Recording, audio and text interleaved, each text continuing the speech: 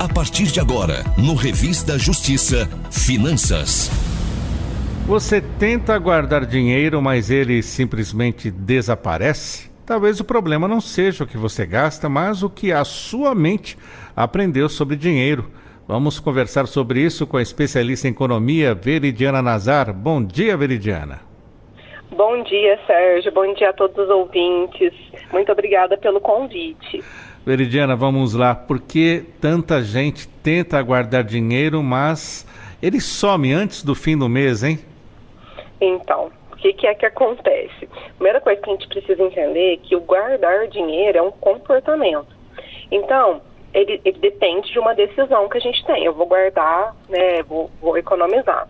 Acontece que a maioria das decisões que a gente toma com dinheiro, elas são automáticas, já são impulsivas. A gente tem dois lados no cérebro. Um é o modo turbo, que é rápido, é impulsivo, e um é o modo mestre. O que acontece? Na maioria das vezes a gente usa esse modo rápido, porque ele economiza mais energia, porque ele é mais fácil, teoricamente, assim, pra gente. Então, a gente planeja, eu quero gastar, mas acaba cedendo sem perceber. Isso aí é igual quando a gente fala, vou comer só dois pacotinhos de biscoito dois biscoito do pacote, de repente está comendo o pacote inteiro. Então, existe essa decisão impulsiva e que a gente precisa aprender a entender primeiro que existe isso, que isso é real, é em todo mundo que acontece isso. E a partir do momento que você começa a observar, não existe. Então, como que eu posso fazer para me ajudar a não fazer isso? A primeira coisa é a consciência, não tem outra coisa. E quando fala de guardar dinheiro, a gente precisa entender que, tem que separar o dinheiro que vai guardar primeiro, porque se ele ficar disponível na conta, isso não vai acontecer. Aquela historinha assim, se sobrar eu guardo, não funciona. Veridiana, seguindo então com essa linha de raciocínio, o que a mente tem a ver com o nosso jeito de lidar com o dinheiro? Então, isso é interessante. Quando fala de dinheiro, a gente está acostumado assim, não, dinheiro é algo racional. E a gente foi ensinado que nós somos seres racionais, mas a grande verdade é que não é. A gente é um ser emocional. E quando a gente fala de dinheiro, né, em mente e tudo mais, primeiro que existe essa questão mesmo. A gente tem, não é que a gente tem dois sistemas, foi nomeado dessa forma só para ficar mais fácil. Mas o nosso cérebro, o emocional, ele é muito mais antigo que o racional.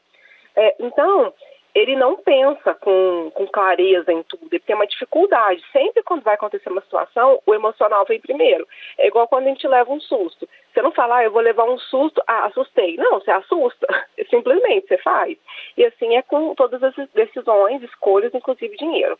E quando a gente fala de dinheiro, mente também, a gente tem que entender o seguinte, que o nosso comportamento, ele vem sendo formado desde que a gente era uma criança.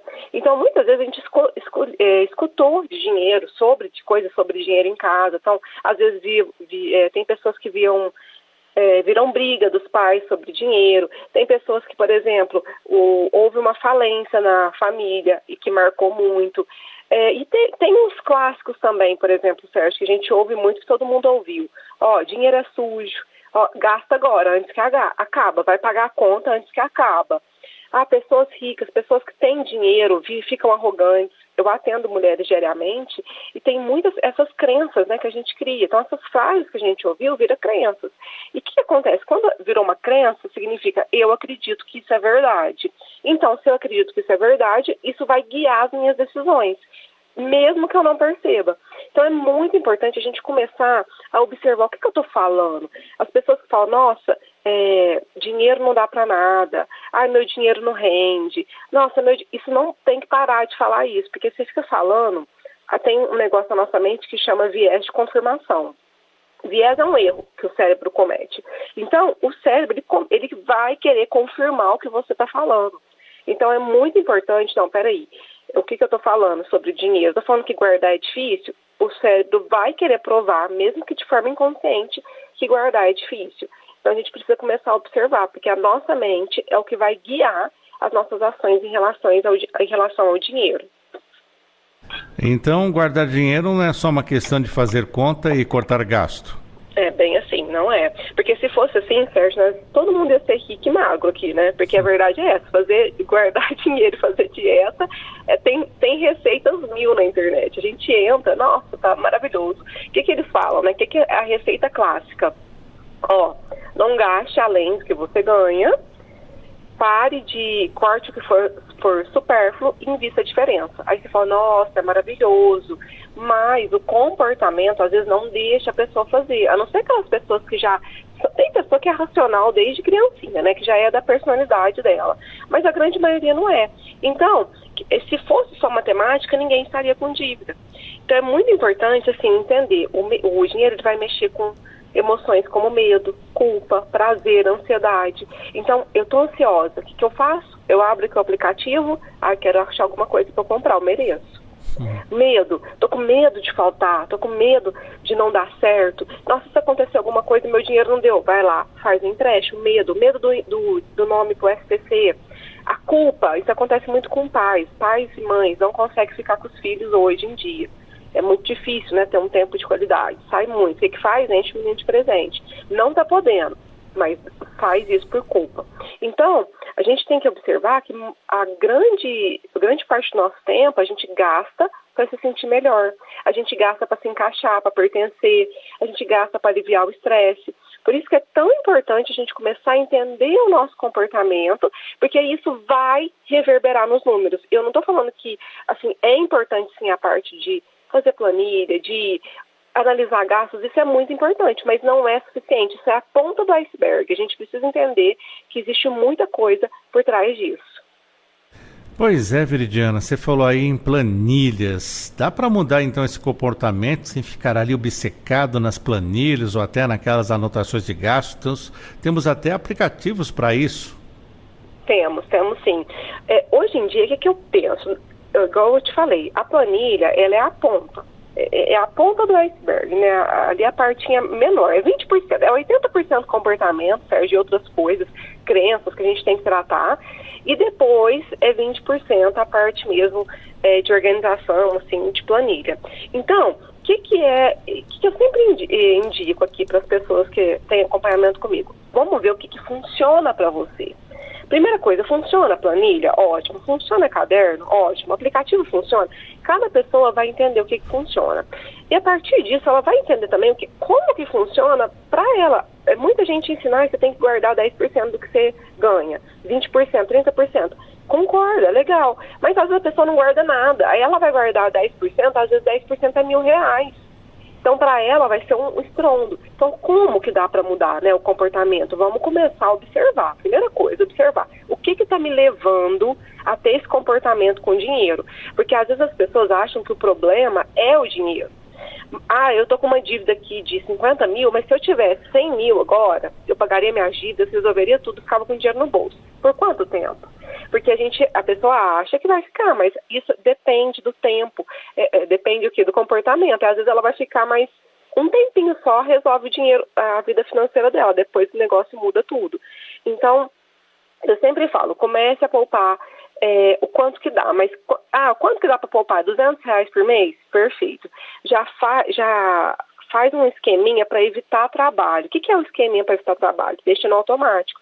Eu já faço lá 12 Pix de R$200 por mês de uma conta diferente, já automatizo os Pix, hoje qualquer instituição financeira consegue fazer isso, e já deixa esse dinheiro em outra conta, seja numa poupança, seja numa aplicação. Não quero fazer isso, meu próprio banco tem uma aplicação, faz o agendamento de aplicação automática.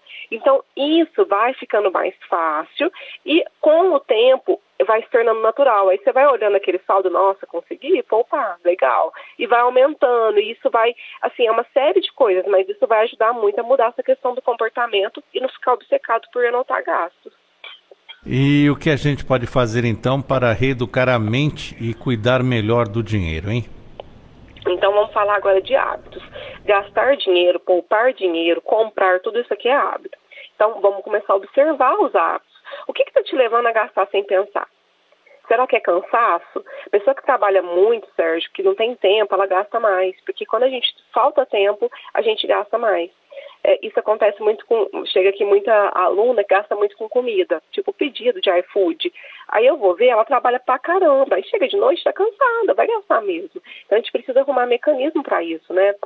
Observar quais frases de dinheiro você está ouvindo, você ouviu e ainda carrega, tem que sentar e falar assim, deixa eu anotar aqui todas as frases que eu ouvi. Minha mãe falava isso, meu pai, minha avó, não sei o que lá. Aí circula as que são... Ver quantas frases que são mais negativas e quantas são positivas, porque a gente tem positiva também. E se você tem mais frase negativa, tá na hora de entender cada frase daquela e ver se isso é verdade para você hoje. E também, por fim, trocar a culpa por clareza. Então, não, mas eu sou ruim para guardar dinheiro, mas eu não consigo, mas eu sei que é lá. A gente tem um hábito de vitimismo, né, Sérgio, muito grande. A gente fica culpando os outros, culpando a gente, achando que vai resolver. Não vai resolver nada. Então, vamos pensar aqui, vamos começar a poupar por algo que motive. O que você quer fazer? É uma viagem, é pagar uma dívida. E não é cortar tudo, é ver o que dá para fazer no momento, porque isso é que vai dar constância ao longo do tempo e o resultado duradouro. Então, quando a gente fala de dinheiro, tem que fazer sentido, não pode ser um castigo. E aí tudo vai ficando mais fluido e mais fácil de aplicar.